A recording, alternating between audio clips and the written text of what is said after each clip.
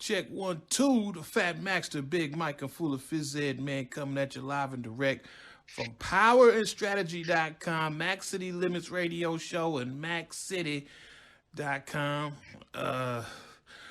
Oh, Lord have mercy, Jesus, man. I'm trying to tell you, man, the powers that be just won't let a brother rest, man. You know, I'm over here chilling. I was working on my blueprint show, you know what I mean, where I basically tell the fellas how to get endless amounts of punani, you know, my technique through the years. And my partner, man, nigga Fuchsius, man, hit me up, man, and, you know, he hit me with the text message talking about the R. Kelly shit, this R. Kelly interview.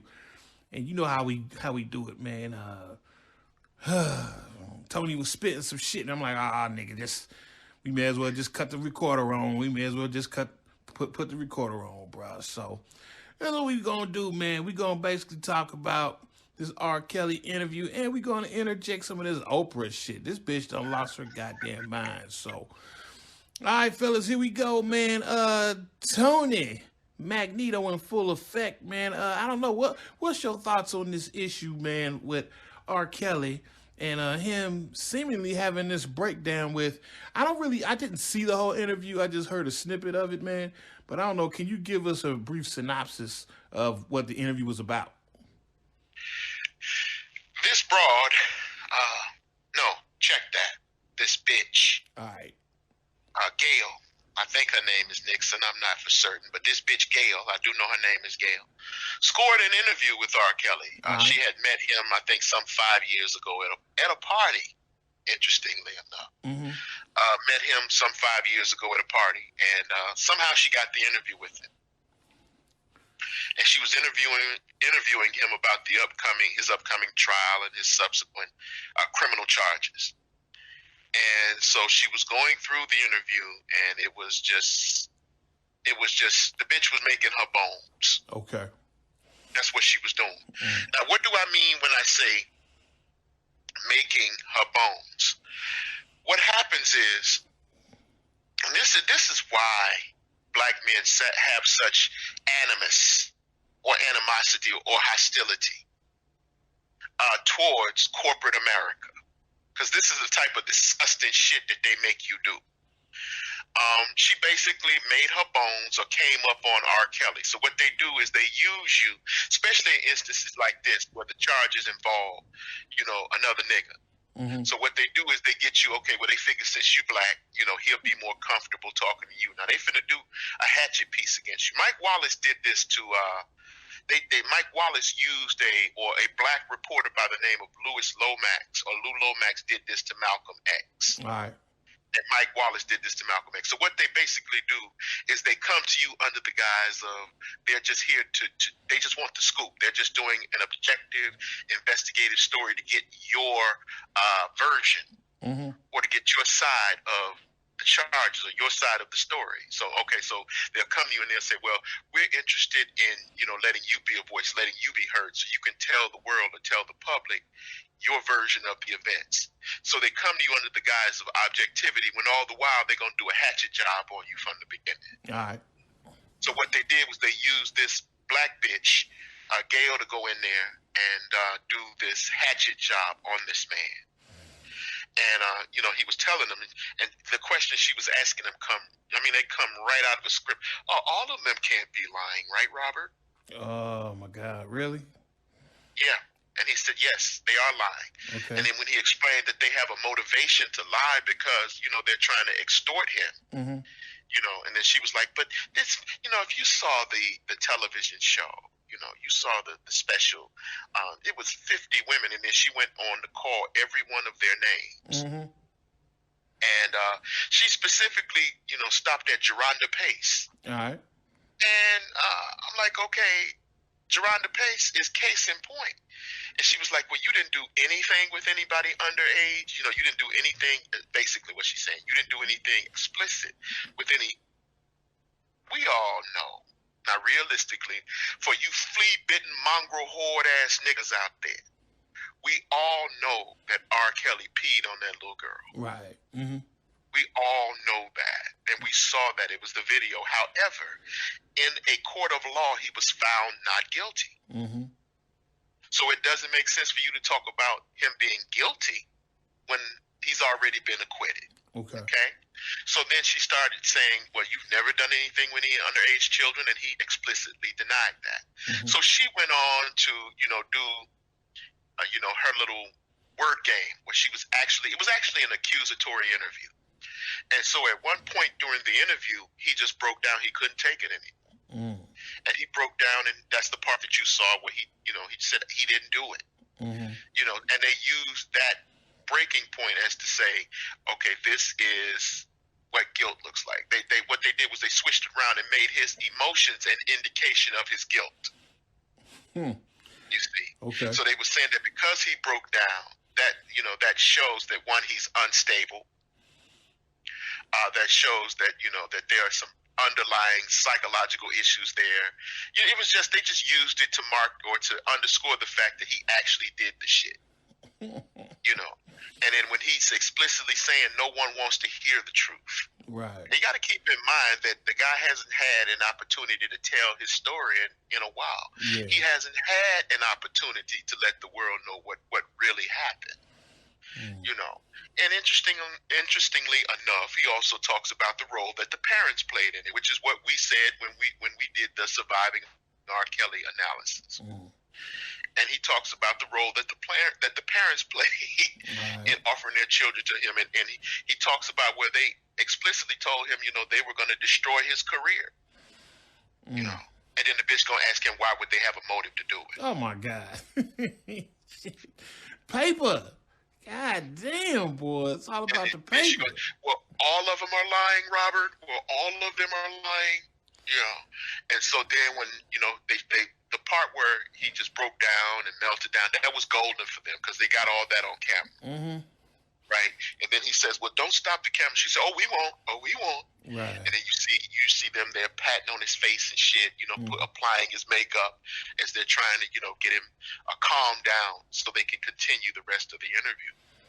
And they go on and he's explaining these people have an ulterior motive for lying. And she's constantly asking him the question. So when they cut back and CBS does the interview, they bring another old not high yellow, but they bring another black bitch in. And she comes in and says, well, Geronda Pace specifically says that she met him after he was acquitted and she was 16. And that's the total opposite of what that girl said on that series. Right. That girl explicitly stated that she met him on the courthouse steps when he was going to court. Right. On those child pornography charges. And then she explicitly left out the fact that that girl lied to R. Kelly and told R. Kelly she was 19. This shit crazy, boy. None of that was indicated. So today, this is a two-man crusade against media fuckery. That's what this is. We're talking about black female fuckery. We're talking about mainstream media fuckery. That's what we're here today to crusade against. That's what I'm here to rage against. So, again, back to what I was saying, this is what they do. They find ways to take advantage of the deprivation in the black community. What do I mean when I say that? They find ways to take advantage of the lack of economic opportunities in the black community. They find ways to take advantage of the lack of political power in the black community. So they co-opt these people like this Gayle Nixon and send her in there, and she'll get, I'm sure she'll get money, but it's not really the money at this point. It's the status and prestige she will get for getting an exclusive interview with R. Kelly. Right. That is what allows her to write her own check. Because in journalism, it's all about getting the scoop. It's all about getting the exclusive. So she can write her own ticket across the networks now. Should she have a beef with CBS? The other networks like MSNBC, even Fox, CNN, all of those people will bring her on because now she has a track record of getting the exclusive with whoever she needs to do that with. So this is how you write your own ticket. So my point is they use these opportunities as bribes, and they get these vulturistic, opportunistic black bitches. And this is why black men do not like corporate America. This is why black men despise corporate America. Because corporate America is filled with these vulturistic bitches like Gayle and that other little high yellow bitch, well, not high yellow, the other little light-skinned black bitch that was on that panel on that interview. Okay. Because they can always get them and marginalize them by bribing them with opportunity. They can always play to their ambition and get them to cut a nigga's throat. This is why you'll see in corporate America, this is why you see more black women than white men. Excuse me, more black women than black men, I'm sorry. This is why you see black women at a higher rate in corporate America than you see black men. This is why when you go to the BMV or you go to it's always a black bitch in there. This is why they hire them. You see, this is part and parcel. The same reason that Trump hired, what's her name? I call her Dottenstein, Omarosa. Okay. Because you can always get a black bitch. You can always bribe these black bitches with opportunity. You can always appeal to their lack of deprivation. You can always appeal to their opportunism. You see? So usually they would have niggas to do this shit. Back in the day, they would get a black man to do this, like what CBS did to Lou Lomax. They got him to go in there and get Malcolm X and the NOI on film in that documentary, The Hate That Hate Produced. And this is how Alex Haley was able to infiltrate and commit the type of fuckery he did with that autobiography. You know, they use these opportunistic niggas as spies and provocateurs and infiltrators.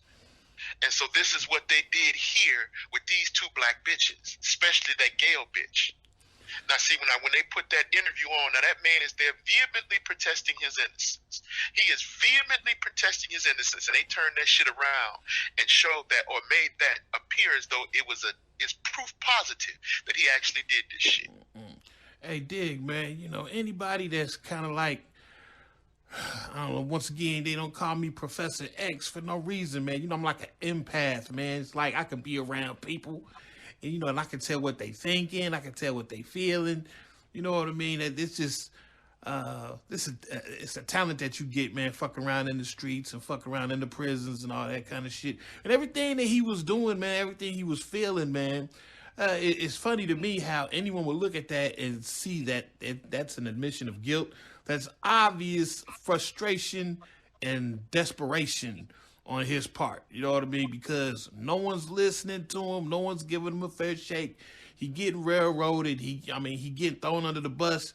The brother is, I mean, as far as the concept of hope is concerned, man, you know, I don't think he feels that he got a chance in hell of beating this shit, man. You know, he's frustrated to no end, bruh. You know what I mean? He's taking the kind of like the opposite approach of Cosby. Remember how me and you wish that Cosby would have came out and said something, you know, as far as protest his innocence?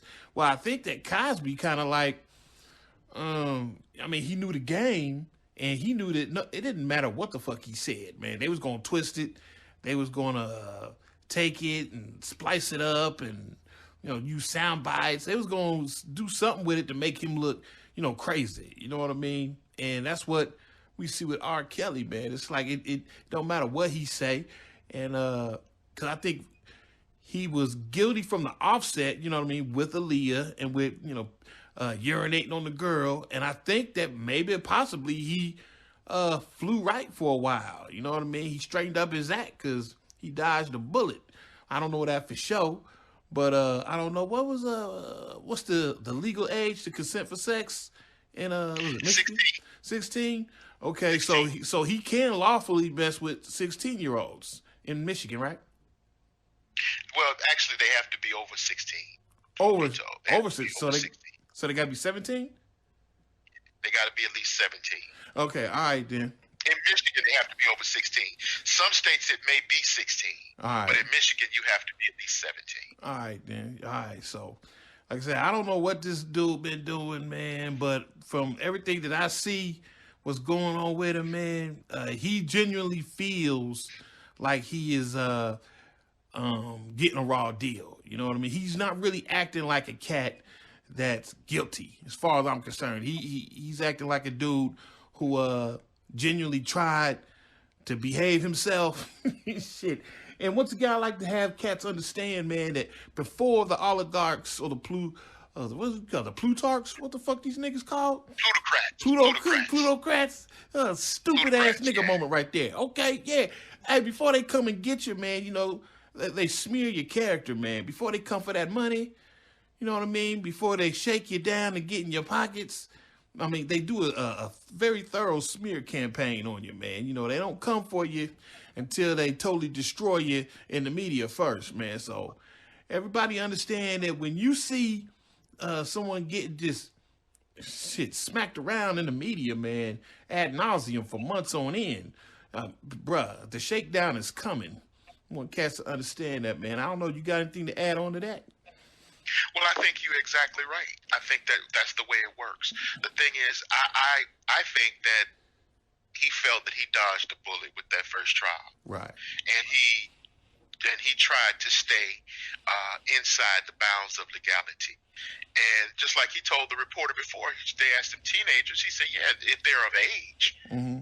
You know, and they took that to mean he was doing something criminal, even when he said he fucks with, women of age, teenagers of age. Right. Now, to the average motherfucker, see there, he admitted to fucking with teenagers. No, you flea-bitten ass nigga. 18 is legal. Mm-hmm. 19 is legal. Right. They're teenagers, but they're of legal age to consent to sex. Mm-hmm. Okay? Right. So, again, he admitted to messing with women of age. And you see that all of those women there on that series, they were of age when he had sex with them, with the exception of Geronda Pace, who lied about her age. Mm-hmm. You see what I'm saying? And it should be of record. It should be made a point of record that Geronda Pace didn't bring criminal prosecution against R. Kelly. She took him to court, tapped him for his pockets, signed a non-disclosure agreement, signed a confidentiality agreement, and then when the agreement expired, then she turned around and went public and got even more money from Lifetime. God damn, boy.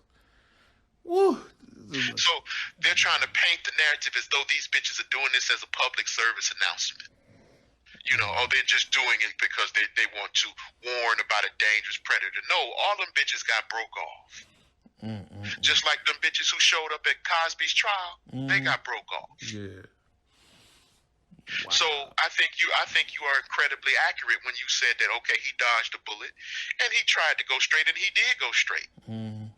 He did go straight. Now here they come with some other shit, and so what they're doing is they're using the negative publicity. You know, they're using all of the shade, and they're using all of the criticism. They're using all of the negative light around the past case that he got off on to convict him on these cases. That nigga feels the walls closing in on him. That's what that was about. That interview and that frustration, that nigga feels pressure. You know, when we say pressure busts pipes or makes diamonds? Yeah, man. He feels the walls closing in on him. He knows what that means. He understands what that road, he understands where that road leads. He understands how that goes. He feels those walls closing in on him. He knows what's about to happen. He may not can articulate it to the extent that it should be articulated, because he ain't leaving out the record company's role. Excuse me, he's not saying anything about the record company. That's what I mean to say. He's not articulating how the record company is playing a part, how the huge financial interests, and people say, well, what financial interests? R. Kelly is a multi-billion-dollar recording artist. And when I say multi-billion dollars, it doesn't mean that he has multi-billion dollars. I'm speaking of the record company behind him. I'm speaking of what his masters are worth on the open market. That's what I mean when I say billion-dollar artist. And so those record companies represent a huge financial interest, and they represent a very, very extensive economic power in American society. Anything they don't want to go down, it won't go down. You understand? Yeah. So he hasn't articulated their role in their lack of support, or they may be supporting him behind the scenes, but he isn't articulating their role in the present state of affairs. So he probably is not, telling the whole story as far as their role or their hand is involved in this whole debacle. But make no mistake about it, that man was trying to plead his innocence. He was trying to save his life. Mm-hmm. What do you say? Because I did hear another. I think it was in that 10-second snippet, man, where he was saying, "Come on, man, I don't have them tied up in my basement, chained up in my basement." And did you hear what he said? Did you hear what he said? Yeah, he was like, I don't. He said that's stupid. Right. He said I don't have 4 or 5 people. How could I have 4 or 5 people chained up, in my basement or in my studio? How could I chain up 50 people? Mm-hmm. And then go ahead and give them the go ahead and the okay to go down the street and get shoes from their uncle or some shit. Yeah. He said they come to places and they find nothing. They have helicopters flying over my places where no one is even living. Mm-hmm. Yeah, I mean, because he got a point there. It's like all these females are saying, he tied me up, he chained me up, I couldn't leave. And, you got like witnesses saying that these females, they be at the mall, they be out kicking it, they be at barbecues. You got video. The bitches are on TMZ. Yeah, man. I'm like, good God, man. This is horrifying, man. This is George Orwell's 1984 up and down, bro. You know what I'm saying? They had this thing called the memory hole in George Orwell's 1984. It would be a situation where in the papers, the inner party would basically state that black is white. And then the next day they'd say white is black. And, yeah, and then everybody would just believe it. You know what I mean? Because it was just in print. And that's just basically what's going on here. It's like, okay, we see all of these bitches. I mean, they on record lying, but then all of a sudden, we have documents coming out, or excuse me, now they flip the script and they say that they wasn't lying. You know what I'm saying? So people have totally forgot about how they've incriminated themselves, previously, but now all of a sudden, it's mind-boggling. I can't believe this shit is happening. And people are like swallowing this shit hook, line, and sinker, man. I'm like, yeah, what once went down, you know what I mean, as far as them incriminating themselves, is down the memory hole. That shit doesn't even exist now. Now it's a new narrative, and everybody's buying that shit. They explicitly said on that documentary that they had consensual sex with R. Kelly. Mm-hmm. Every one of those girls admitted to having consensual sex with him, including Geronda Pace. Mm-hmm. Geronda Pace went out and recruited for him. Mm-hmm. No one brings that shit up in none of these interviews. That light-skinned bitch that was sitting on that panel with Gayle Nixon, she didn't say a word about Geronda Pace bringing him another girl. She didn't say one word about that. She didn't say one word about the police coming to that man's house and those girls not wanting to leave when they had the opportunity to leave. Not one word. But again, this is what they do. This again, I can't stress this enough. This is why niggas hate corporate America. This is why. Because corporate America is filled with bitches like Gayle Nixon. I'm guessing that's her name. I could be wrong, but I know her name is Gayle. That's my point. Right. So I'm gonna call her Gayle Nixon for now. This is why niggas hate corporate America, because corporate America is filled with bitches like Gayle Nixon. They're filled with bitches like that other light-skinned bitch sitting over there throwing shade and misquoting facts, misstating facts. They're filled with bitches like this, gatekeepers and nannies. This is why niggas can't stand corporate America. Dig. This is what I want to know. I want to know what happened between R. Kelly and this Geronda Pace bitch, man. Because this bitch is going balls deep, balls to the wall, trying to hand it to this nigga, son. She is... I think Geronda Pace wanted to be the main bitch. I really think that's what it was. I think Geronda Pace wanted to be the one. Because for so long, she was the bottom bitch. Okay. She was there was one other girl, Lisa, from New York City, I think was. She started off being the bottom bitch, you know. She used to help him have threesomes with bitches that he brought back. But then he got rid of her, and then Geronda Pace became the bottom bitch. Man, this shit parallel my life so hard. Why you think I said it sounds so much like you? God, he sound certain shit he was saying up there is exactly it was so much like you that it was scary. Oh my God, man. I mean, I'm like, oh my God, man, this is so fucked up, man. And then she was like, well, and I'm like, what this is nothing, just a big old case of whore's remorse. This is all this is whore's remorse. And then it was like, she's saying, well, he can't be I can't be silent anymore. I can't be bought off anymore. Well, bitch, you were bought off in the first place. You bought and paid for, and here's the receipt. God, the receipt is the damn the confidentiality agreement you signed. The receipt is the non-disclosure agreement. The receipt is the order you signed to seal your civil proceedings against this man. That's the receipt. And now all of a sudden, you know, you're trying to find a way, and then they go. Here she comes with another Geronda Pace. Geronda Pace said that when she looked at that interview, she didn't see an abuser. She saw a man that needs help. Now, see, well, that's that pity role now.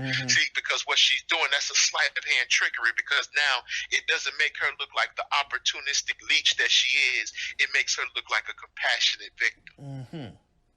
You see, so now she can turn around and say she feels sorry for him and he needs help and she doesn't see an abuser. That's because he wasn't no abuser to you, bitch. He didn't abuse you, and you know it. God damn. You know it. You know he was no abuser to you. You know this nigga didn't abuse you. I don't see an abuser. I see a man that needs help.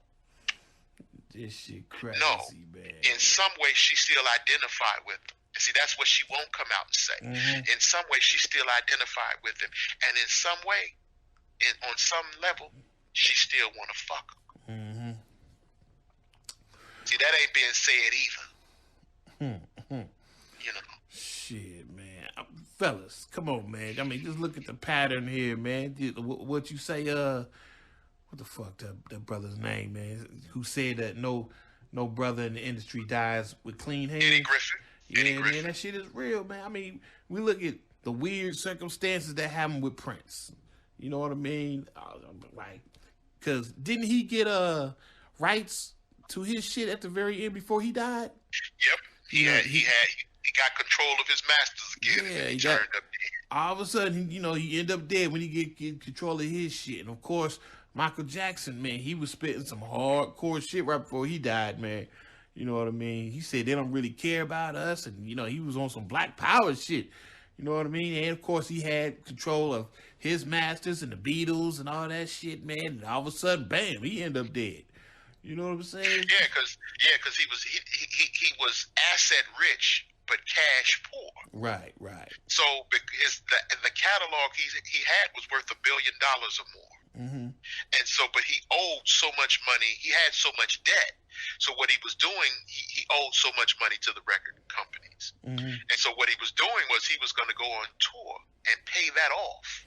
And he would have been totally free with the masters. I mean, he gave Little Richard his catalog back. You know, Little Richard been on television for years. To my, ain't nobody never gave us nothing. Ooh, you know, to my how they got over on him. Well, what they don't tell you, and see, this is why I see at Mackcity, we're gonna be honest here. We're gonna tell the truth here. But we don't care how it makes anybody look. A lot of those niggas were so thirsty for money and so poor that they signed away their masters. Right. Some of them were so ignorant that they didn't know what they were signing. And this is what I was saying before. This is how white folks take advantage of the economic deprivation in the black community. You catch a motherfucker that's days away from starvation and you give him a sandwich. Never mind you should be paying him. Never mind you should be giving him a steak. Never mind you should be his talent is worth or equivalent to a franchise. Never mind he should have a franchise. You feed him a sandwich and make him think that that's progress because at least he hasn't starved to death. So what they do is they give you trinkets. They give you nigger trinkets. And then after they give you nigga trinkets and make you satisfied or get you to be satisfied or complacent with nigga trinkets, you get in the system and you learn the game and you learn how much you're supposed to really have, and then you figure out how much they've been ripping you off and for how long they've been ripping you off. But then it's nothing you can really say because your name is on that fucking contract. There's nothing you can really say because your name is on the bottom line. You sign on the dotted line. You know, so they got you in these usurious ass contracts where you getting these outrageous advances on record deals. You know, these contracts are so front heavy with record deals, with advances, what they call them album budgets. Okay. These recording contracts are so front heavy with advances for album budgets. This is where they hit these artists off with, you know, $200,000, $300,000 to make their albums. Now, out of that $300,000, they got to pay for producers, they got to pay for studio time, they got to pay, you know, recording costs and all of that. That's what the budget is for. So what niggas do because they broke, they take that money and trick it off or spend it or try to get themselves out of poverty. Now, if that record flops, they are in debt to the record label for the rest of their lives. The record label owns them for the rest of their lives. Now, if you do this shit in the normal world, it's called loan sharking. Okay. But if you do it when you're making a record, it's called business. It's called show business. See, if you're making an album, it's just the record business. If you do it in real life, it's loan sharking. So if that record doesn't hit, now that record company not only has control of your masters, you are in an extensive amount of debt with them. You exist in a state of peonage. You are an indebted servitude. You understand? To them forever. So what happens is when they spend that money, they're under pressure to make a hit. So then the record companies will get them to jump on somebody else's record and get them to do all these songs that to us are classics, that are masterpieces, but they ain't get a dime for it. Damn. Yeah. You see? So this is how they power trick you and prostitute you, you know, in the record industry. So getting right back to this situation, a lot of these niggas like Lil Richard, they got into it because they were trying to get out of these little small, impoverished rural communities like Macon, Georgia. Hollywood is the Chitlin Circuit. Hollywood is 1,000,000 miles away from all that poverty and all that pain and suffering. So they loop you in, and then what you don't understand is when they looping you in, they putting a rope around your neck.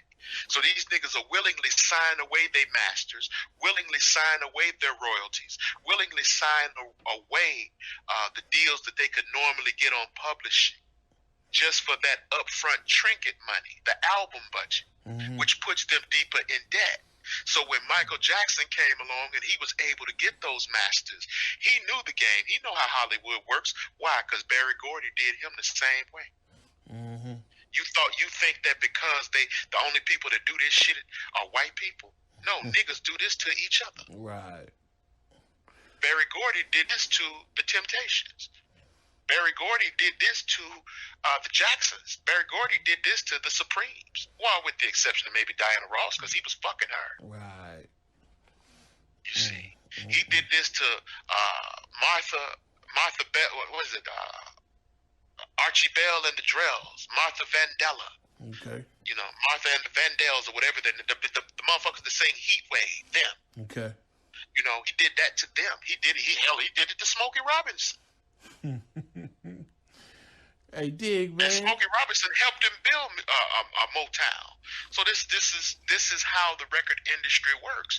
So when Michael Jackson started giving Sly and the Family Stone back their masters, Michael Jackson gave Little Richard back his masters. He gave back all the masters to all the black artists that had been exploited. And they said, oh, no, nigga. And you still got the Beatles catalog, too? That ain't gonna go. Shit, man. Yeah, man. Did you peep? Wow, man. I can't believe, man. You know, I mean, I always knew Oprah was a sack of shit, but god damn, did you see that interview she did with the so-called victims of Michael Jackson on the Neverland Ranch? Yeah, I saw that shit. I ain't even see it. I just, you know, I've been in my own little world, man. Go ahead. Let me tell you something, dog. Yeah. Oprah hates niggas except if they're effeminate. Okay. Oprah hates black men except if they're unassuming, effeminate, or slightly androgynous.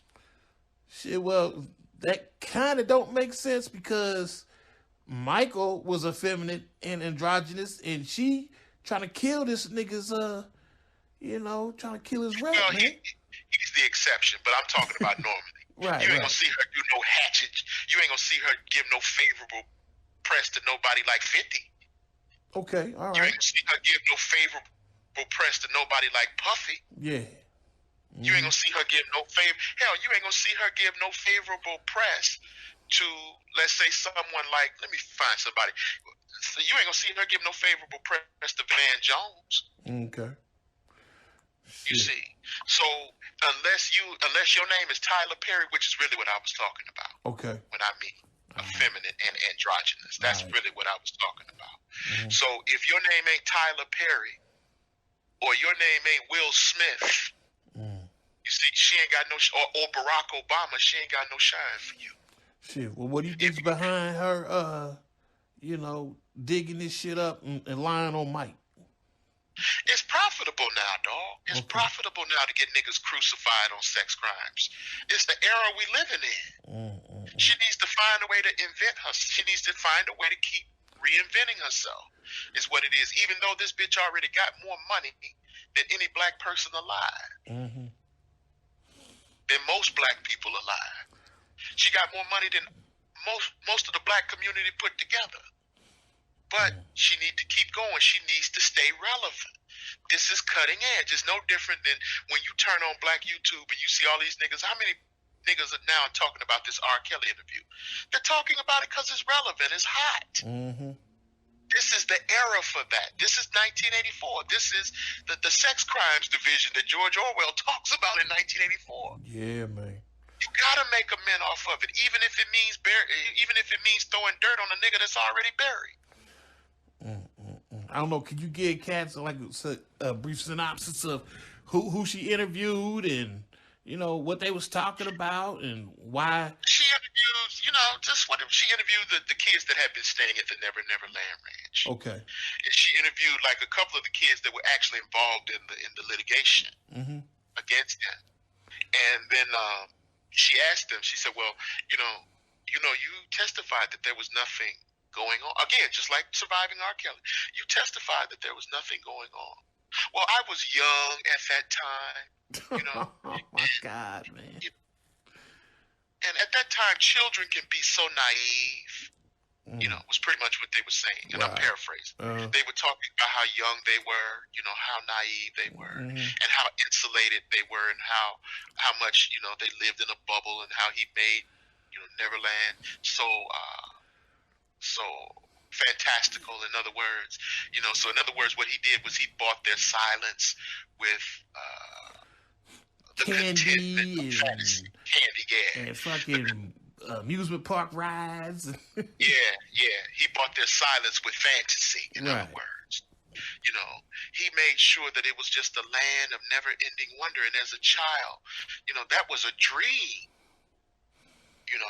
So in other words, he preyed on their innocence by appealing, to their desire for pleasure. Okay. That's pretty much what they were saying. So in other words, they're not responsible for what they did in a court of law. They're not responsible for whatever testimony they gave in a court of law because he played on their childish need for pleasure and fantasy. Well, the black man can't do nothing right, can he, man? He can't do nothing right. Shit, man. Even when these motherfuckers, man, get caught dead to rights, even when they admit did nothing happen, man, somehow they gonna put it back on you, black man. They gonna be like, it ain't my fault, it's his fault. He tricked it in me. And that's exactly what they're saying. Don't that sound familiar? Yeah, that's what they say to me. He tricked it in me. What was I going to do? Big Mike tricked it in me.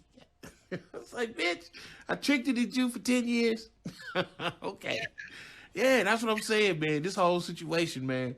All the receipts I got, only thing that all of this shit is showing me is all the receipts I got don't mean shit. And day and age, it don't mean shit, man. Because if they want to goddamn railroad you, shit, man, it's gonna happen. It's gonna happen, man. Shit, because the general public, so goddamn stupid, man. Fuck, I'm like, we got people co-signing this shit. Let me get cats. Let me put a bug in y'all ear, man, about me and Tony and why we do this shit, man. Once again, we kind of tired of niggas always talking about, yeah, it's warfare. Yeah, we at war. Well, y'all don't act like it. Y'all don't act like it, man, because, you know, when we see the 5-star General Cosby getting crucified, when we see R. Kelly getting railroaded, albeit, yeah, he has some culpability in this shit, man, but then, of course, we look at all their white counterparts, and nothing's happening to them. You know, white folks ain't lining up to crucify their own, but only niggas line up to crucify their own. All right, so since this is war, bruh, we gonna take a step back and we gonna say, no, we are not gonna participate in the crucifixion of our own. Like most of these niggas out here, it ain't gonna happen. You know what I'm saying? If you're not crucifying Woody Allen, if you're not crucifying, shit, man, there's so many of these goddamn motherfuckers, I can't even remember their names and shit. What's that nigga, man? That, help me out, man. Buckwheat. Which one? Man, all these white motherfuckers getting caught doing shit, man. Harvey Weinstein, Woody Allen. Shit, man. Shit, there's some more motherfuckers, too. Harvey Weinstein, Woody Allen, Matt Lauer. It's, you know, Bill O'Reilly. There's just so many of them. Roger Ailes. Thank you. Appreciate it. Appreciate you helping me, man. Goddamn, I'm so goddamn pissed off of this shit, man. You got all these niggas, you know, what you about to say? And you know, Roger Ailes, even though he was caught dead to right, you know, he never saw a jail cell. He died. Damn. Never seen a jail cell. And if you listen to the recollections and the recounts of what these women are saying he was doing to them, he was making these women get on their knees on leashes and making them call themselves his bitches and his whores. I mean, he was outright dogging these bitches. Shit. You know, it was on some S&M bestiality shit. Right. That's what he's doing to these bitches. And Roger Ailes and Bill O'Reilly left Fox with fat-ass severance packages. I'm talking about to the tens of millions of dollars. And Bill O'Reilly is now back on the air on another fucking network. Man. Who's that motherfucker? What was it? House of Cards? What's that nigga name, man? House of Cards. I never watched that show, so I couldn't tell you. I can't remember his name, man. Shit, man. I know the motherfucker from Home Improvement got caught up, Tim Allen. Marv Albert. Yep. Man, we got so many goddamn cases of these, of course, Charlie Sheen, so-called running around giving people the incurable disease. Yep. You know what I'm saying? And, you know, and white folks, man, they not running around. They not creating no movements to go and crucify and get these motherfuckers, man. It's only niggas that to get in line and just be lapdogs for the white liberal media, man. You know what I'm saying? You know, and I know you say it ain't necessarily liberal, but it's just white media. But still, it's like, once again, if you say it's war, then act like it, man. Stop getting in line to try and shoot your own folks in the head, man. You know what I mean? Even if there is some sort of guilt assigned to some of your own people, right? There's guilt assigned to the white folks too, but you don't see white folks running around trying to shoot their own folks in the head, man. Shit. Come on, man. If it's war, then nigga, let it be war. Act accordingly. Shit, man. God damn. Only niggas don't have any concept of what warfare is, man. No. There's no crying in warfare.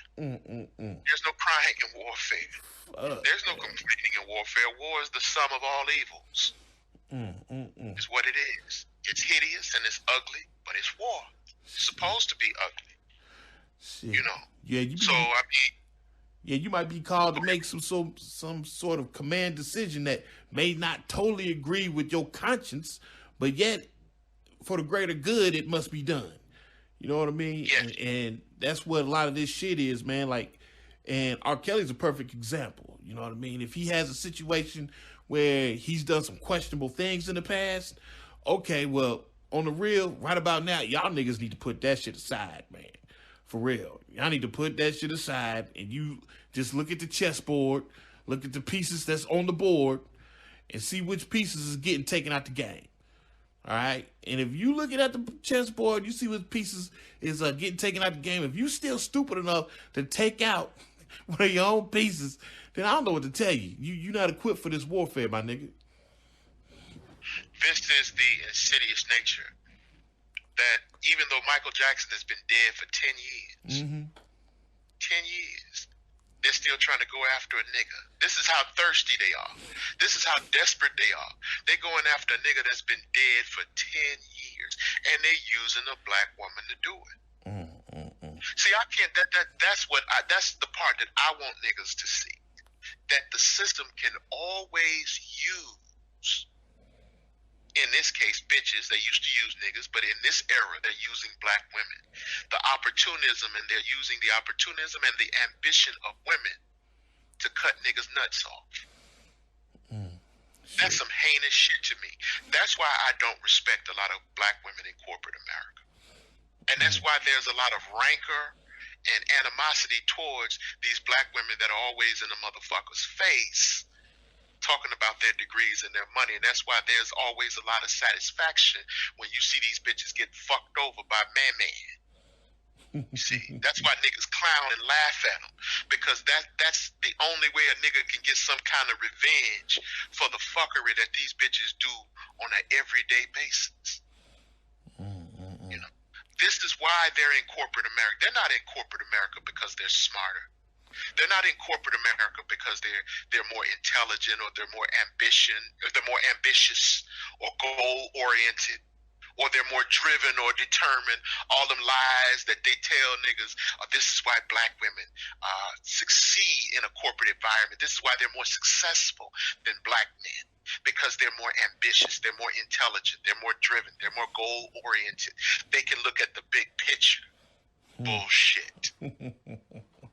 The reason they're in corporate America is because they can use them hoes as snitches against niggas. They can use them hoes as snitches, and never mind what they call the double minority. You hip to that, right? Yep. The old double minority hustle. They're black and they're a woman. And see, what they don't understand, that not only fucks up black men, that screws up white women. Yep. You understand? So not only does it affect the employment prospects or the opportunity for elevation or economic improvement for black men, it also fucks up the economic opportunities for white women and white men. But see, the white men are the ones running the shit in the first place. They're the ones that are, making the rules. They're the ones that are setting the boundaries and the parameters of corporate America. So they don't give a fuck if a few casualties or there are a few casualties on the side from their own race, or they count the motherfuckers as collateral damage. Once again, going back to some past shows we did, man. We was always talking about what women are loyal to, especially black women. They're only loyal to themselves. Yes. Which is why the black woman is primed to be the suicide bomber and the Trojan horse in this shit, man. You know what I mean? Because they know when push come to shove, when this bitch want to eat, shit, man, she's all in. She 10 toes down. She gonna get that paper. And fuck you, she getting that money, man. She ain't trying to hit. Look at Dr. Thottenstein. Oh, excuse me, not Dr. Thottenstein. Look at Thottenstein, Omarosa. Right. Thottenstein's monster. Okay. Omarosa. She was on TV calling him the greatest man of the decade, and there's no greater revenge he could get than to become the president of the United States. She was riding for him. She was riding for her pimp. Right. But then when, everybody was saying, why are you hiring this bitch? She's been fired like twice. She got kicked out on her ass in the Clinton administration. Okay. And then she got fired from another department within the Democratic Party. Why are you co-signing with her? But he was using her, like you say, as a Trojan horse. He was using her to appeal to a segment of the population, a segment of the community that wanted to ride with him. And so then when again, here we go, when it didn't work out the way she thought it was going to work out, what did she start trying to do? Racism, racism. He's a racist and a criminal. He sexually abuses women. He objectifies women. Racism. That's the first thing that bitch started crying. When she couldn't get what she thought she was worth. When he told her ass, "You're fired," then all of a sudden, he was this boogeyman. All right. Bitch, you got to understand how incredulous this looks. And then everybody gave her shine, and then she had a book to come out. You see, that she made a lot of money off of. Of course, she was savvy enough to get a 6-figure book deal. And then Roland Martin had her on his show. She was on CNN and all these other places. You see, she was interested. She was only concerned about her only self-interest, and she has a right to be. But then don't come before everyone else trying to make it seem as though you're concerned about the community. It's the same thing with Candace Owens. Okay. Another bubblehead. That's ABL's favorite bitch. ABL in the house. Him and that goddamn Brandon Tatum love themselves some Candace Owens. Okay. With her ignorant ass. I mean, this girl is ignorant. Dang. I mean, if you look up ignorant, actually, it's an insult to the word ignorant. If you look up ignorant, it doesn't adequately convey the depth of stupidity of this bitch. Damn. This is an example of a woman that they're using to do their bidding. But it appeals to a lot of other niggas too, because a lot of black people, again, back to this same theme, I can't reiterate this enough. This is how plutocrats use the deprivation in the black community to their advantage. They can spin these narratives about welfare. They can spin these narratives about government intervention in the lives of citizens, or they can use these people to do it because these people that are in their ranks are people that are ashamed of the economic, social, and political conditions of the black community. They come from communities where there's a lot of niggatry. As O'Shea Duke Jackson would say, the fuckery remains at an all-time high. They come from areas in the black community that are without the resources that they need to get ahead in life. Okay. So what they do is they co-opt these people. They follow their self-interest. And Candace Owens is a godsend. Let's face it. She's easy on the eyes. She's moderately attractive. You see what I'm saying? Yeah. She's the black Tommy Lord. All right. Gotcha. You see? So they're able to co-opt these people. And by co-opting these people, they get these people to go back and co-opt other people, co-opt other so-called black conservatives into these nonsensical-ass economic programs that are not going to do anything but put some more money in the pockets of people that are already wealthy. So, Candace Owens is as much of a suicide bomber as Geronda Pace. As a matter of fact, I'd argue that they're essentially the same person. Okay. You see, so this is an example how they will use these bitches. Going back again to Gayle Nixon, she's a suicide bomber too. Gayle Nixon and another little like brown skinned bitch that was on the panel, they use them to lead niggas to the gallows. They use them to hang niggas. Again, this there's a precedent for this. Again, I bring up Lou Lomax, Alex Haley. Mike Wallace. This is how they make their bones. They make their bones on putting a nigga in the grave. Literally, or economically, politically, or socially. Oh, man. They make their careers, they make their bones by knocking niggas off for the system. This is how they come up. You see.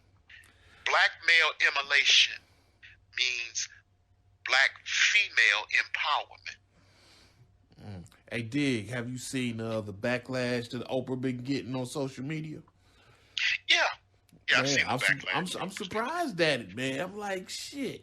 There's a lot of brothers and sisters out here that ain't on it, bruh. Not just brothers and sisters. I think the world, period, because Mike was such a global figure. You know what I mean? I don't think nobody is digging what the hell that move that Oprah just did, man. I don't think nobody digging that shit. Well, because it's totally unnecessary. Mm-hmm. It's 10 years. The nigga been dead for 10 years. And everybody can see that this is nakedly opportunistic. Everybody can nakedly see Oprah. You flying on a big hate here. Everybody can see that there is no market value to these types of stories. And they've already ran Michael Jackson through the ringer. You remember what it was like when they first made these charges against him. Mm-hmm. You remember the media circus. They pulled the man out in his pajamas and took pictures of his dick. And, you know, we've already been down this road before. Yeah. They drugged, what's the motherfucker, Macaulay Culkin, Corey Haim and Corey Felder. Yeah. They already drugged them out of the closet and asked them what the deal was. And that goddamn Corey Haim, he dressed up like Michael Jackson. He was actually walking around here with a glove he was already white now. He was already white. Yeah. This motherfucker went and somehow got his skin whiter than what it actually was. And made his hair charcoal black. You know. And stretched it out so that it appeared or so that it looked like Michael Jackson. He actually tried to be Michael Jackson. So how false and discordant is it over a decade later for you to try to resurrect some charges that man has already fought, been acquitted of, and then you can't, even if you do it, you can't, what you gonna do, prosecute it?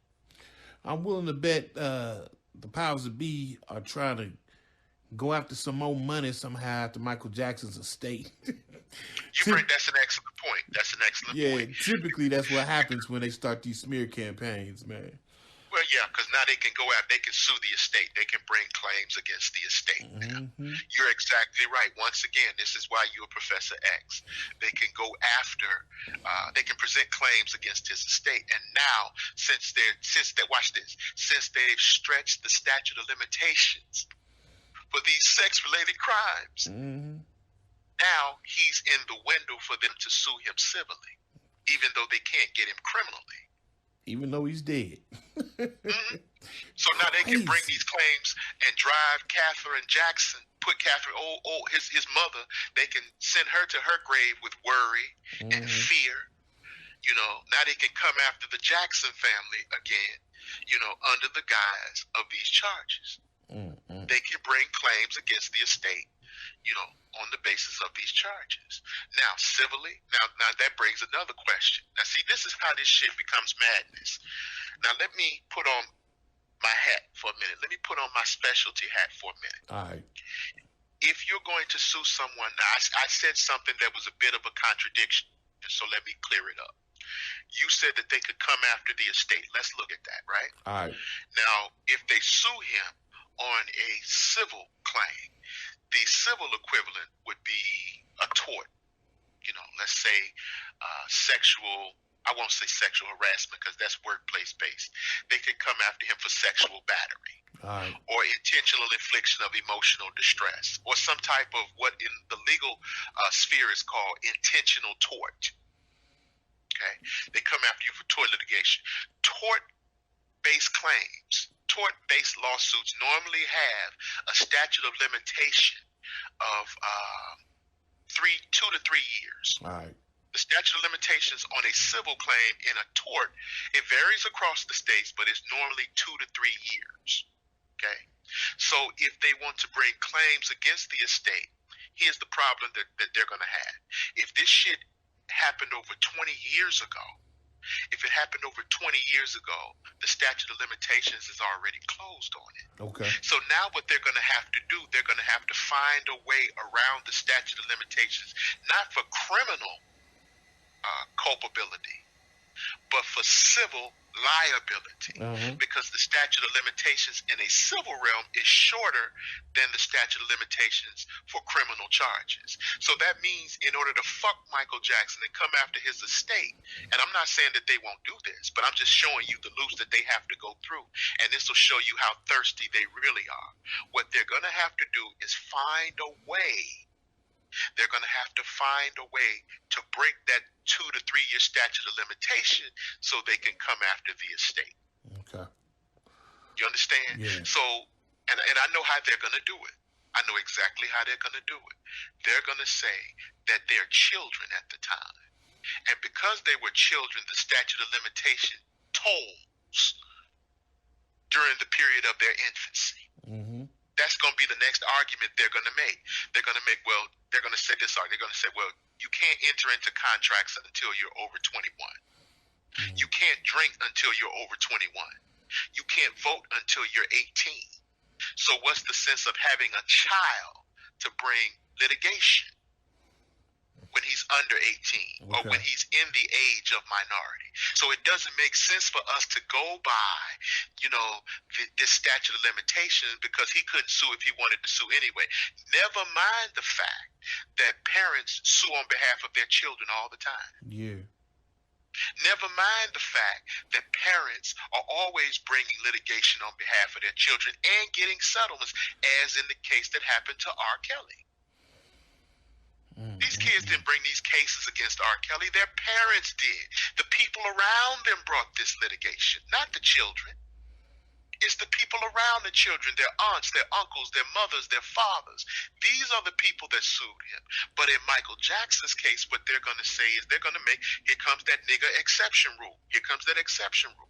They're going to say, well, these kids were at a stage of, infancy. They were in a period of minority and adolescence. And since it doesn't make sense to have them sign contracts or hold them responsible for contracts that they signed during their infancy, since the law permits them from signing contracts during their infancy, then they shouldn't be obligated to sue during their infancy. Now what that does is that stretches out that statute of limitations period when they can actually file claims against the estate. Shit is unreal, boy. You follow what I'm saying? Yeah, man. So what they're saying is, well, that happened 20 years ago, but they were kids. So you can't hold that time period against them. Now let them go back and see if they can file now because they're of age, which is the complete antithesis of the reason that you have a statute of limitations in the first place. And people will say, well, that sounds nutty, Tony. That sounds nutty. But I'm telling you, this is how this system works. This system is insane. It is nutty. It is crazy as fuck. So if you say that this sounds insane, it sounds as insane as indicting and incarcerating a man for crimes that took place, alleged crimes, where no proof where there's no physical evidence, where there's not even a rape kit, but you put a man in prison, 14 or 15 years later. And you got all these bitches trying to sue him for shit that happened back in the 70s. That you see how crazy and insane that is. After you put Mr. Cosby in jail for shit that happened during the 70s and 80s, that is insane. But they found a way around the statute of limitations, and Mr. Cosby sits in prison to this day.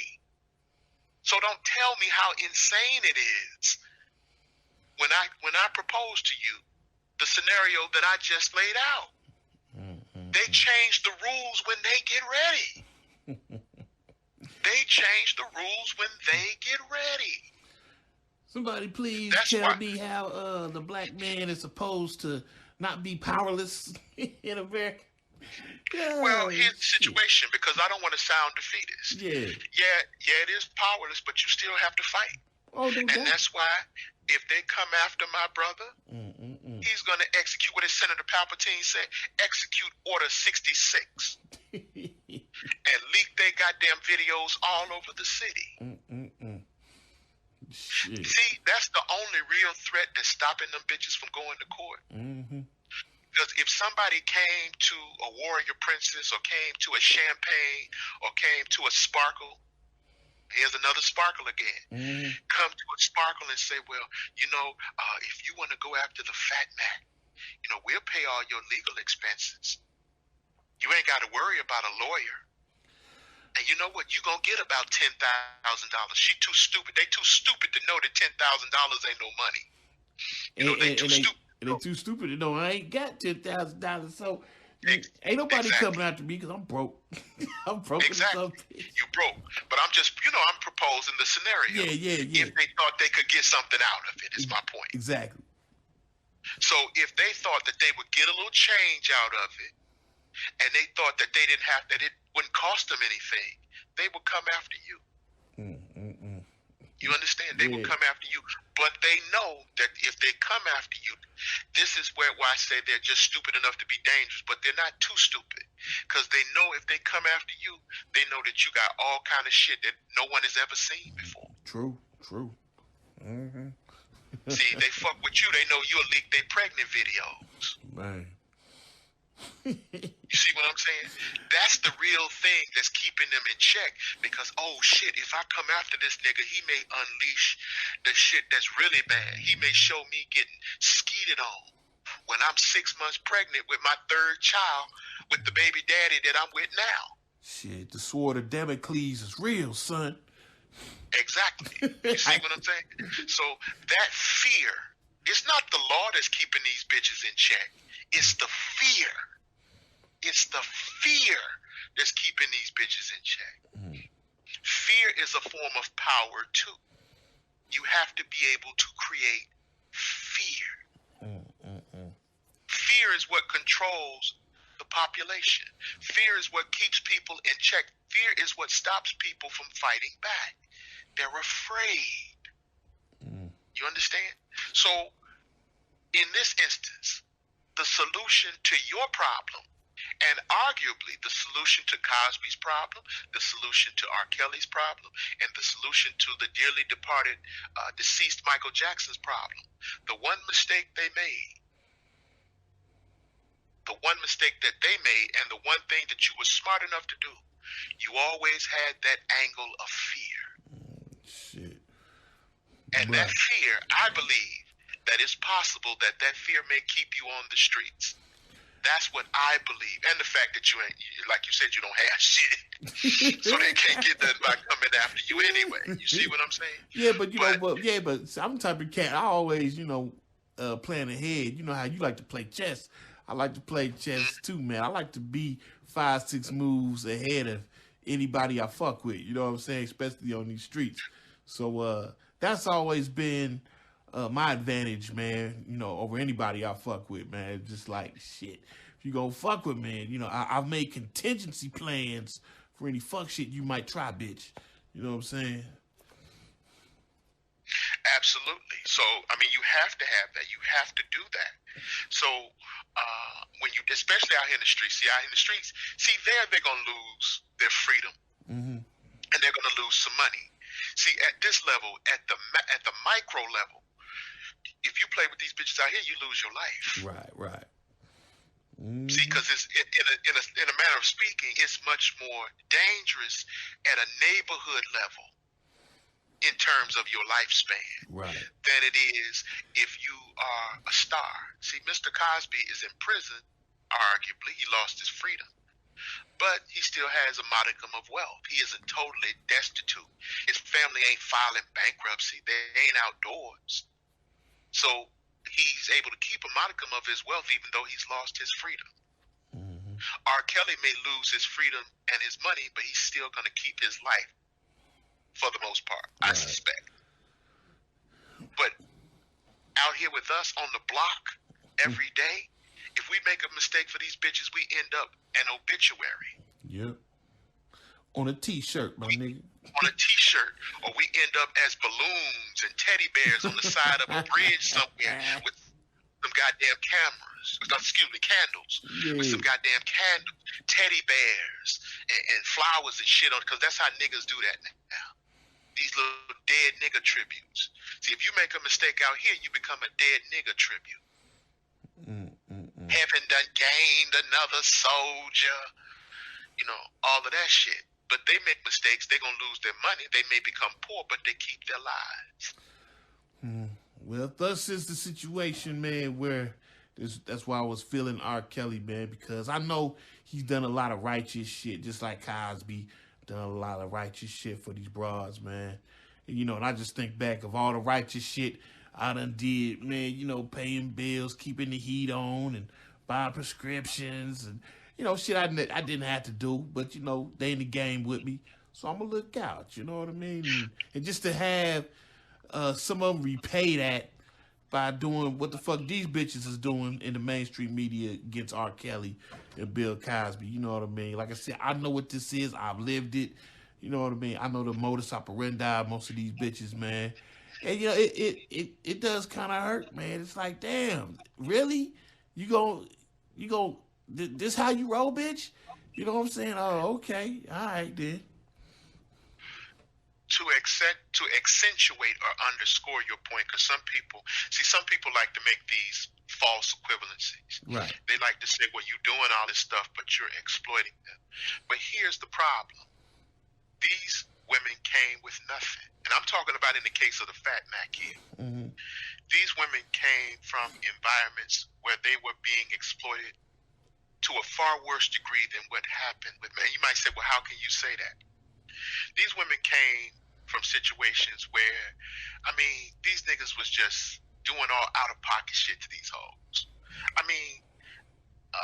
Not just in terms of sexually exploiting them, in terms of fucking up their credit. Having shit put in their names and their children's names.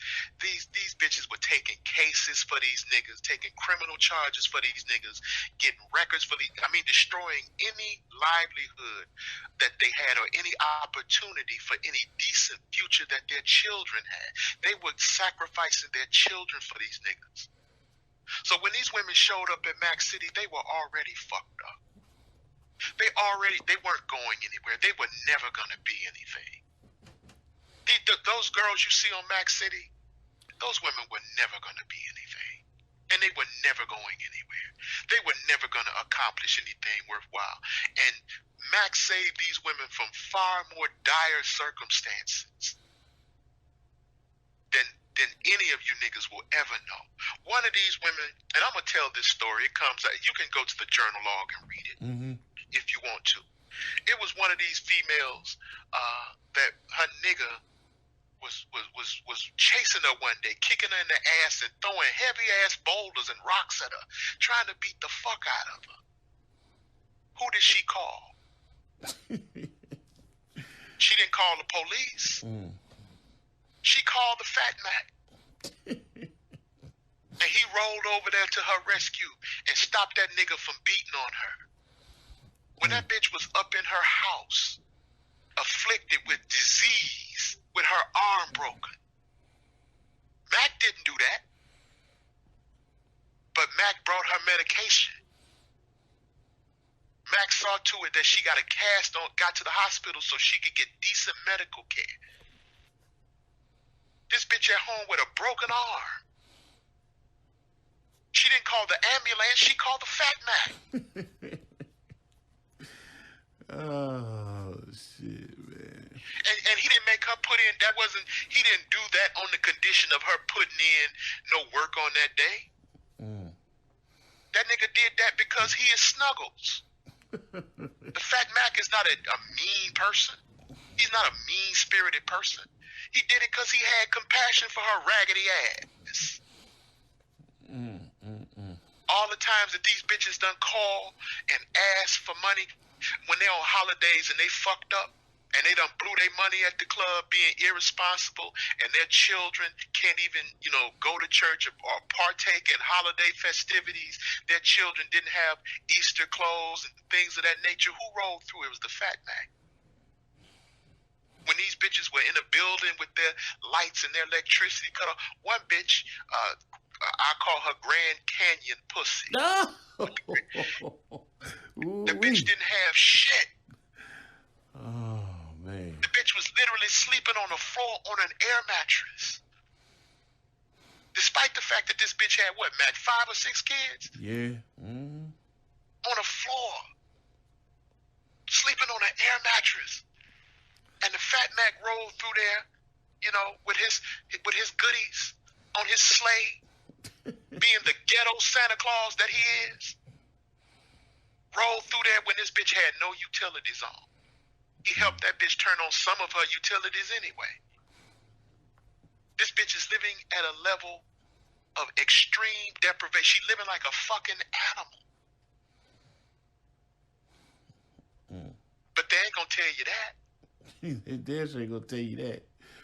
They ain't gonna tell you them times that they were starving. These bitches didn't even have a pack of ramen noodles in their cabinets.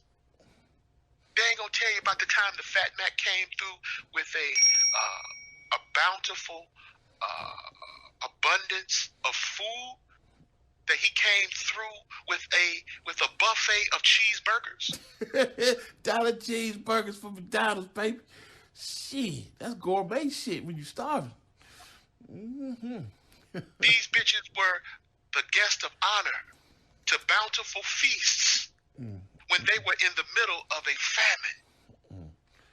I mean, I was with this nigga when this nigga bought bags and bags and bags of food. And keep in mind, this is some shit that I ain't gotta do. He ain't gotta do. You know, they baby daddy's supposed to be doing this shit, not me. Exactly. Man. They ain't gonna tell you about the time when that bitch called because her children didn't have it. Her kids wanted to go to church on Easter. And it's not important whether or not you believe in Christianity. That's not my fucking point. When these kids wanted to go to church and participate in Easter festivities, just like the rest of the children in their neighborhood, but they were ashamed because they didn't have the clothes to go. And he went and not only did he go and buy these clothes, but he went and fed them because they were starving. When these bitches were homeless and he put them up till they got back on their feet. I'm still doing that shit to this day. Exactly. They ain't gonna tell you to when they were pregnant, when they own baby daddy didn't show up at the hospital, but the doctor coming to this nigga saying, you gonna sign the birth certificate? Because they think I'm the daddy. Yeah. Like, nah, I'm the daddy, man. I ain't signing that shit. They ain't gonna tell you all that. One of the bitches is if you go to the Mackcity website, you will see one of the bitches on video talking about, he gonna be here, he gonna take, and she talking to a nigga while he in prison. He gonna be here and he gonna take care of your kids. And then you see, oh no, I ain't. That's flashes under the goddamn screen. That's what he put in there anyway. And the bitch was on house arrest. Nobody else wanted to be around this bitch on house arrest, but the Fat Mac was there. See, and it works the same way with R. Kelly. Getting back to R. Kelly. See, they shouldn't up here talking about this man like he a monster, but ain't nobody talking, neither Gayle Nixon or that other bitch that was sitting on that panel. She ain't say nothing about that bitch on a shopping spree in the mall. She ain't say nothing when these bitches was appearing on stage at R. Kelly's shows. So how the fuck they fastened or locked up in a damn studio and they in front of 30,000 screaming people on a stage performing with him? How is that slavery? Boy, this shit crazy, man. People believe anything that's on TV, man. That's all. How is it slavery when that nigga done paid off their parents to the tune of millions of dollars in settlements? How is that slavery? How is that slavery when their parents came and asked for all kind of favors? Just like what they did with anytime any one of the Mackcity bitches had a problem, what did they say? Go talk to Big Mike. Go talk to Big Mike. What does Big Mike say? This is what their parents saying. And their nanas are saying. This is what their nanas are saying. Man, I forgot I told you all that shit too, boy. Yeah, man, that shit deep, man. Go talk to Big Mike. Go talk to Big Mike. Go talk to Big Mike. They so deep. Is Big Mike involved in this? What does Big Mike say? This is what their nanas and their parents and their uncles and aunts are saying. Go talk to Big Mike. Is Big Mike with you on this? See, let me say something right quick, man. You know, because you spot on with practically everything you saying, man. You like 97% right. The only thing that I would have a slight disagreement on is when you said that they ain't shit and they ain't never gonna be shit. But since I'm Professor X, there is hope. I've always had hope that my babies would come out of the darkness and into the light. And that's your problem, Charles. You've never been able to make sacrifices. Come on, Eric. That is your great weakness. That is your great weakness, Charles. And that's what makes you weak. You're still unwilling to make sacrifices. Yes, my babies. Many of them have come into the light. And, you know, it's a situation where, man, I mean, I've helped many of them become free of my power, my control, man. You know what I mean? There's situations where they didn't want to do the hustle no more, man, and they was trying to figure a way out and shit. And I put up the money for them to get like what was it, the certificates and those classes to become ST and A's. You know what I mean? And you know what I mean? It's like 3 of them in particular, man. You know what I mean? Where they didn't have money to go ahead and make that move, man, to get the necessary credentials or paperwork, man. And I flipped a bill for that shit, man. You know what I mean? And basically, what happened was, I gave them the key to not put in work anymore. You know what I'm saying? So that's not a bad guy, man. You know, that's a cat that's really looking out for his babies, man, trying to make sure that they doing something with their life, and hopefully they'll find a better way, man. You know what I mean? Shit. These are insects, Charles. Don't be like that, Magnus. There is hope.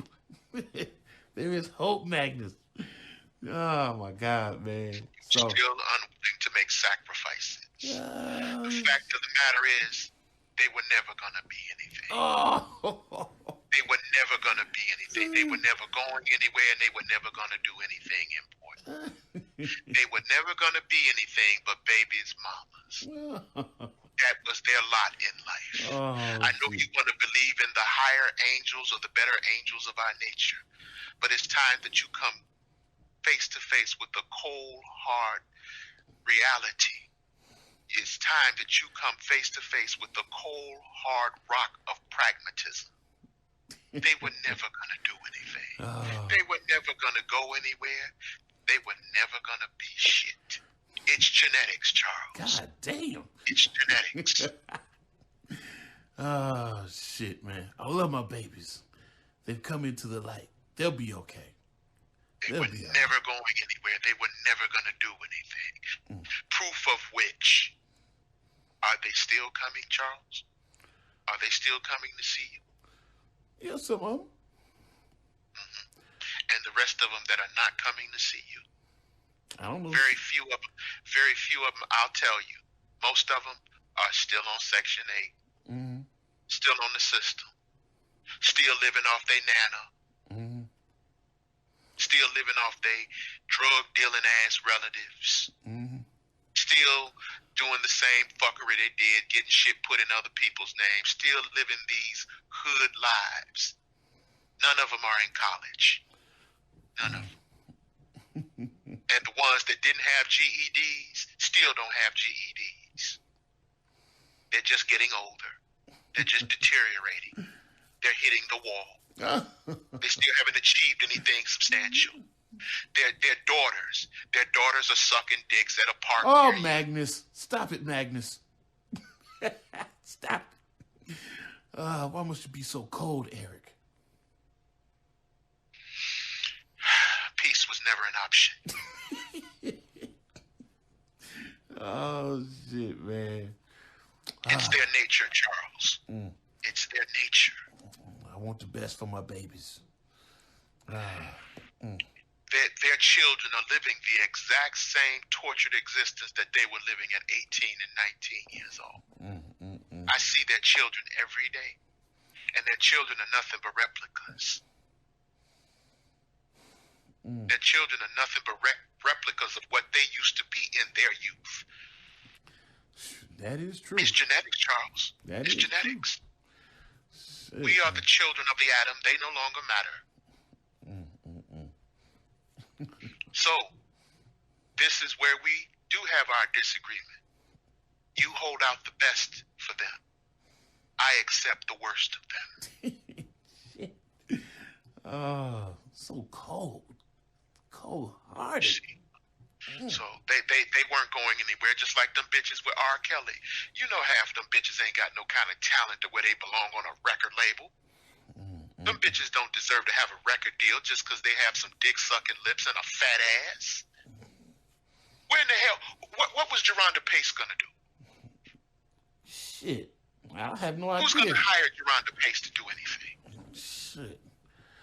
If she hadn't have stepped in and got that paper from that settlement, and she's not able to parlay this little hustle that she's doing in the media, Geronda Pace was going to be just another hood bitch with children. She wasn't going to do it. None of those hoes were going to do anything except be a nigga's side piece. That was their destiny. And whatever minimal intelligence they have, it was never enough to get them to any position of fame and world renown. That was never going to happen. You see, Fat Mac, you are R. Kelly. Section 8 R. Kelly. They call me the Section 8 R. Kelly. Yes, I am. Yes, I am. Minus the underage shit.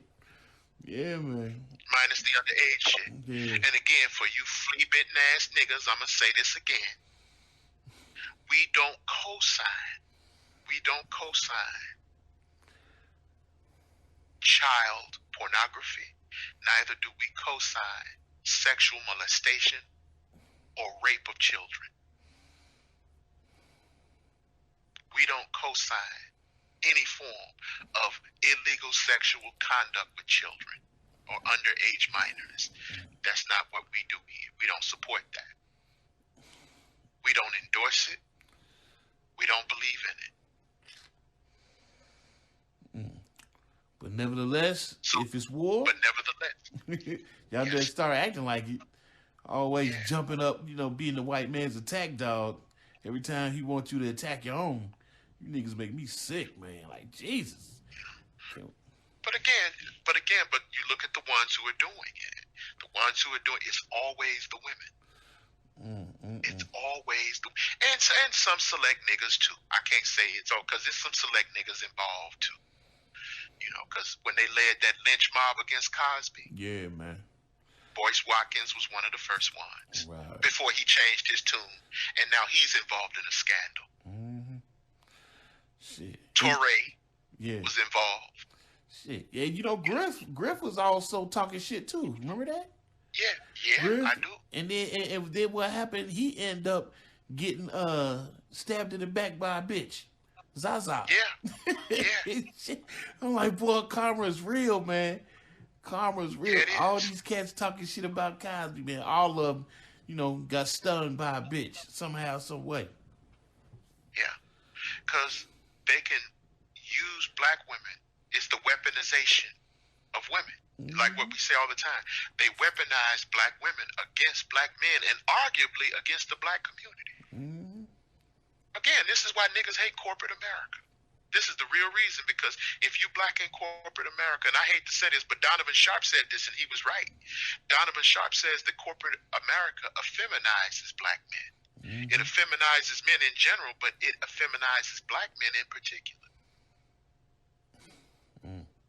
Just don't like corporate America, because any black man that you see in corporate America 9 times out of 10 has been spayed and neutered. It's hard to say that, but it's the truth. Because you have to dial down your natural masculinity so that it doesn't threaten other white men. Shit. I know just how it is where I'm working at. It ain't corporate America and shit, but, man, I can see the intimidation factor on the face of some of the folks that I work with, man. You know what I'm saying? I mean, I find myself trying to dial back, because, like I said, I'm not like a rah-rah type nigga, and I'm a laid-back dude, but I'm just like, man, I can feel the intimidation that I cast on some of these people, even though, I'm a laid-back type of dude, man. I'm like, boy, you motherfuckers, boy, y'all some scary-ass motherfuckers, man. They scared, boy, they scared of brothers, man. A lot of these... Yeah, they are. Especially, Corporate America's 10 times worse. yeah, especially after that display that I did a couple weeks ago. Boy, them motherfuckers, they are walking on eggshells around me. It's just like, again, if you look at in corporate America, they let black bitch in corporate or in any job. They let a black bitch got to damn near kill somebody before she get fired. Right, right. See, if that nigga call in late or he take too many sick days, oh, that's a pink slip for him. Right. But they gonna give that black bitch so many chances. She got so many. That bitch got more lives than a cat. They let them get away with all kind of shit. Why? Because they're using them as gatekeepers. They're using them as nannies, babysitters, buffers. And they get paid a lot of money to do it. And it's not because they're necessarily using their intelligence. A lot of times these black bitches on these jobs ain't doing shit but gossiping and snitching. So they getting high-figure salaries just to snitch and tell on other niggas and keep everybody's secrets. I was on a hangout with Alan Roger. Well, I wasn't on a hangout. I'm sorry. That wasn't a hangout I was on with Alan Roger Curry. Alan Roger Curry was on a hangout with O'Shea Duke Jackson, where he actually stated that it was this black woman who was married, and this white man broke her down, told her if she wanted to get ahead in life, get down on your knees and suck this dick. Right. And that bitch did that shit. Totally oblivious to the fact that she was married. Totally oblivious to the vow to love, honor, and respect. Totally oblivious to her obligations to her man. Her desire for her self-interest was so strong that this bitch hit her knees whatever day he said it was. That this bitch got down on her knees and sucked that white man's dick. And then he said, another instance, he said, well, they were at a party or something like that, he was saying. And he said, well, the man told her, I'm going to dance with you. She's like, my husband. He was like, yes, so? He was like, I'm going to fuck you here tonight. And told her to go to a certain room. And he went and fucked her in that room. Who did this? Her boss. Oh, the white dude. The white dude. Okay. Broke her down when she was there with her husband. But I bet you that nigga ain't gonna be up on no sexual harassment charges.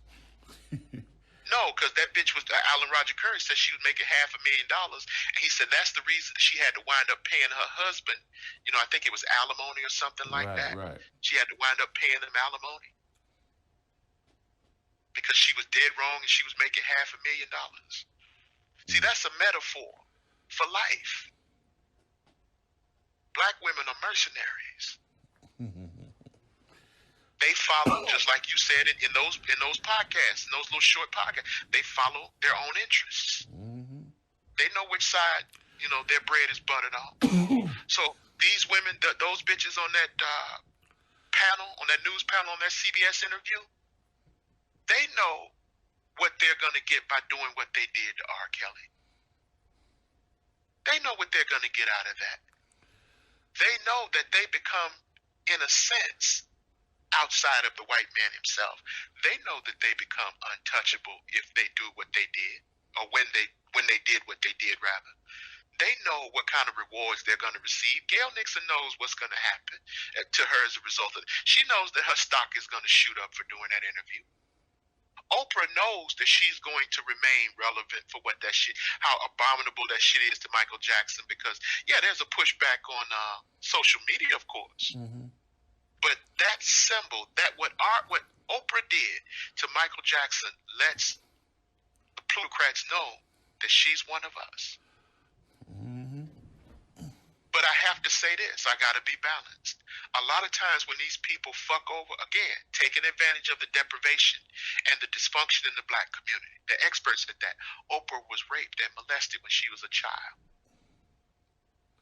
She actually, the man, I think it was an uncle or someone, or a family member, I say that, whoever raped her and molested her, they fucked her, and with blood running down her leg, took her to go get an ice cream cone. You see, she underwent that type of trauma. So she has a deep, deep hatred. There is a deep hatred submerged in her psyche towards black men, the ones that are not safe, the ones that she doesn't deem safe or effeminate, with Michael Jackson being the exception. But even though she gave him an interview, she turned around and she burying him after he's dead. Man, fuck that. So I would argue, so that to me, that displaces that shit she did when he was alive. She ain't shit. She's man. burying this man 10 years. She's making it possible for these people to come after Michael Jackson's mother, because that's who's the guardian of his estate, if you didn't know. Okay. His 80-something-year-old mama. Catherine Jackson got to be close to 90 years old. I said 80, but she was 80. She was in her 80s during the first half of the 21st century. Catherine Jackson got to be approaching 90 now. So you're doing that. You're opening the floodgates for those people to have his old-ass mother back in court trying to defend the integrity of her dead child. How obscene is that? Hey, check it. Let's go ahead and end on that note, man. We longer than the sun, bitch, on this show, man. Shit. So go ahead, man. Let cats know. You know what I mean? Well, I guess put the capstone on the pyramid. Go ahead and give your summary of this shit. And also let cats know who you are and where they can find you, bro. The war is here. The war is here. It's not coming. It's here.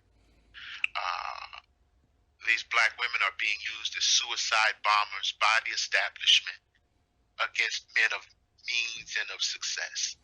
We can take no one's future for granted. If you're dealing with black women on a trick basis, in this day and age is extremely dangerous, but I would recommend the implementation and the use of smartphones and cameras. I endorse and support using leverage or what's called gentle persuasion, the sword of Damocles. Okay. You got to have that to protect yourself. Always get some dirt on the bitch. That's what I'm telling you. Always have some dirt on these bitches if you're going to deal with them. Because this is the era where niggas are being prosecuted. Sex crimes, George Orwell's 1984 has come into the 21st century. This is 1984 in the digital age. Man, no doubt. So if you're going to fuck with a female, get some dirt on her. Get as much dirt as you can on her. Because that's the only thing that's going to save you. Get as much dirt, find out where her skeletons are, find out everything you can. If you're going to fuck with it. And if you're going to power, and this includes if you're going to power trick with her, especially if you're going to power trick with her. Because these niggas are in trouble for power tricking. If you're going to trick with these bitches, you get some dirt on these hoes. You archive, you stack, you warehouse as much dirt as possible. Because you can see this is what they're doing to niggas. They're going after a nigga that's dead. Dead. Man. On TV confessing. None of those bitches on that documentary said they were raped. Not one of them. And the main bitch that tricked the man to get a dick in her mouth is now leading the charge to have him thrown under the bus. Nobody's safe. You remember us telling you that? Nobody is safe anymore.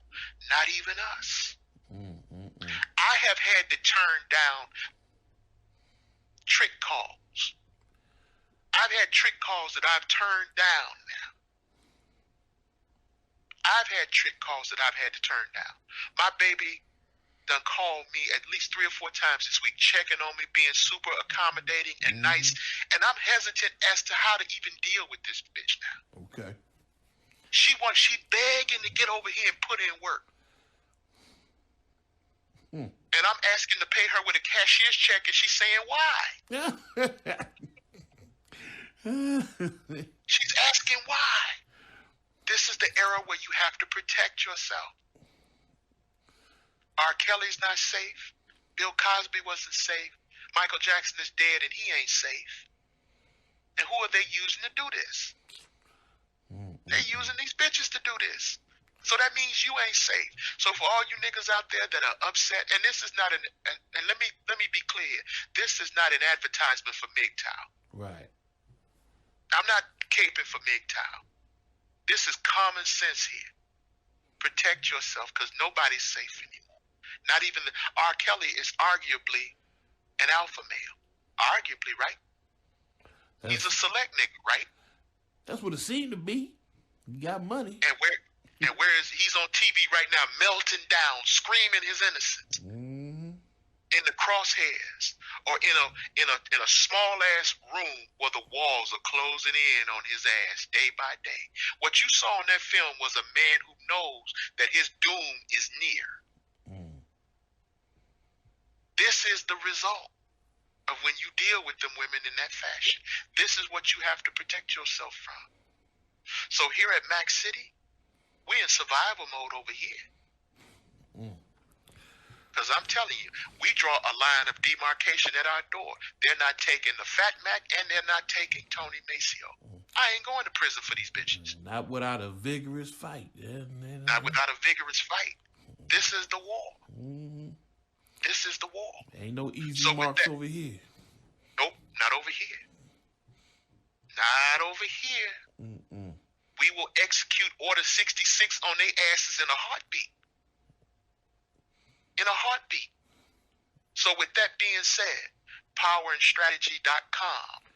Subscribe to the website. Subscribe to the website. Subscribe to the website. I still got niggas joining the YouTube page. Subscribe to the website. Subscribe to the website. Subscribe to the website. If you want to support me by PayPal, Way of Strategy at wayofstrategy44@gmail.com. Wayofstrategy44@gmail.com if you want to support by PayPal. If you want to support by Patreon, Power of Strategies on Patreon. I drop every Tuesday on the Negro Manosphere. I got an article up now, Penis Envy, about the nigga wearing a dress in Hollywood. Billy Porter wearing a dress to the Oscars. I got a two-part analysis up on that. I published the second one on Tuesday. Tuesday or probably late Wednesday morning, but the Negro Manosphere, that's the point. Mackcity Limits podcast. As always, you can always find me here. If you want to holler at me through powerandstrategy.com, like and share the articles. I have a comment section on the right-hand side. Feel free to leave a comment. If you want to get at me through email, wayofstrategy44@gmail.com. And that's all I got.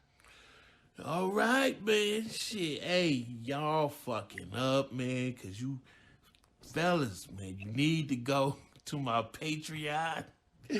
I'm trying to tell you, man, I wasn't sure about this Patreon shit, man, but I'm loving this Patreon format, man. Little did I know that doing this hustle back in 2003 with my website, Mackcity.com, that this Patreon shit was tailor-made for my website, Mackcity.com, man. I'm trying to tell you, up in Patreon, man, I got the written scribes, man. I got the videos. I got the pictures. I got all sorts of shit up in there. And there's hardly anybody on YouTube, man, that's going to be able to fuck with this Patreon, man. If you was ever curious about any of the females that I talk about, bruh, it's all there in black and white, man. If you really not into the hardcore porn aspect, which is Mackcity.com, then, you need to check out the R-rated Patreon Mackcity Limits, man. You know what I mean? I'm really loving and digging this Patreon shit. I wasn't feeling it at first. Y'all know it took me forever to even deal with that shit, man. But it's like, man, shit's like crack, man. I can't stop posting this shit because I got so much shit, man. I got so much shit to upload in there, man, as far as the podcasts and the videos and the pictures and the scribes, man. Y'all never gonna run out. Say what? Well, see, Patreon works for you, but it ain't gonna work for me because I'm asking niggas to read. So. Well, I done told you, Eric, that's your flaw, nigga. You asking niggas to read. What's wrong with you? Nigga, you retarded for real asking niggas to read. I don't know what's wrong with you, man. This is 19. I'm remedial. I'm about to say it's 1990 something. It's 2019. You know what I'm saying? But yeah, man, like I said, hey, y'all fucking up, man. Go to my Patreon, join up. It is not a monthly joint, man. It's a situation where you get in there and you basically, it's per creation. All right? If you want to listen to a podcast, you know, it's per creation. If you want to see a twerk video of a certain female, per creation. You know what I'm saying? So, yeah, go ahead. You won't be disappointed. Trust me when you get up on in there. Of course, I got the PayPal jumping off. And, of course, if you want to just skip the Patreon and go right to, man, into the bowels of hell, Mackcity.com is where you need to go. And there's chock full of game in there, man. You're not going to believe all the nonsense that I put up with, man, you know, going on a decade, man. I don't think there's anything out there on the net quite like this website, man, because it's actually a online documentary reality show, which is adult entertainment, man. I don't think you're going to find nothing like that out here, man. So shout out to... I still repeat my charge. You say what, bro? I still repeat my charge. They were never going to be shit. Oh, my God, man. Well, let me go ahead and say... repeat my charge. And, you know, one of them, after they left, you guess what? She got 2 more children after she left Mackcity. Yeah. Well, I love them all the same. I love... Even though they talk shit about me and they stab me in the back, you know what I mean? Once again, it's a female thing, man. You can't take them serious, you know what I mean, as far as the thought process. They are dangerous, no doubt, but still... Bruh, you know, it is what it is. That shit come with the game, man. You know what I'm saying? So, shout out to all my supporters, man. You know, especially my Patreons, man. I'm trying to get this blueprint shit right. I was just writing down some shit. Matter of fact, what's the status on RH? Because he wanted us to go ahead and do that show about, who was it? He was a coach? What was he? Yeah, I think he was some kind of coach. I don't know what his name is, but yeah, I'll be ready to do that any day now. We can do that because he's a supporter. We need to get that done. You know? Okay, yeah, because that's the problem I'm having right now. Doing that show is kind of like going to bleed into my blueprint show, so I'm trying to figure out how to do that because, man, we can rehash the 48 laws of power trick, and we can do it that way. Shit. Okay, yeah, we got to figure out a way to do it so I don't give away the jewels on my blueprint. When he went ahead and proposed that, I'm like, man, I was basically about to do that with my blueprint show. But we'll figure something out, man. But RH, be patient. It's coming, bruh. It's coming. We ain't forgot about you. All right, with that being said, this is the Fat Mac, the almighty Triple XL, Big Mike, coming at you live and direct from Mackcity Limits Radio Show, powerandstrategy.com. and Mackcity.com. And we out.